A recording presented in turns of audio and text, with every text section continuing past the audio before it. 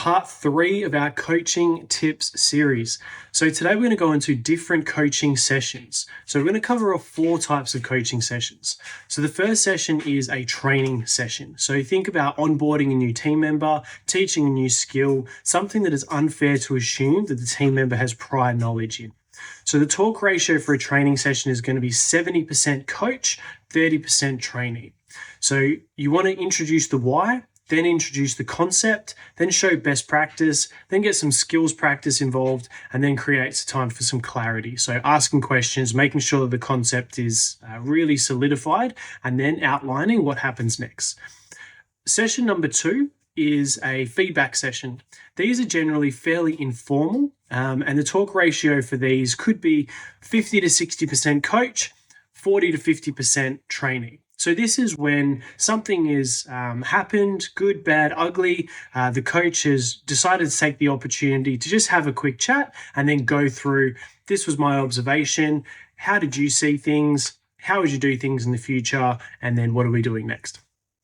The third session is your coaching or your mentoring session. These are more regular. This might be weekly, fortnightly, monthly, quarterly.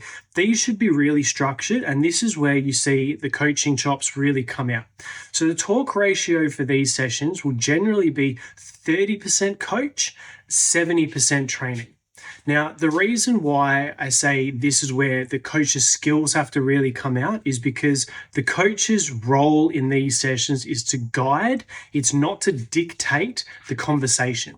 So the person that's being involved in the coaching session should be doing the majority of the talking, explaining, talking through their experiences, how they handle certain things, and then the coach will just guide them through a series of well-structured questions, questions like, tell me more about, and you mentioned this, give me more explanation on this, and then we also might set some goals. The coach should guide through the goal setting, not dictate the goal setting.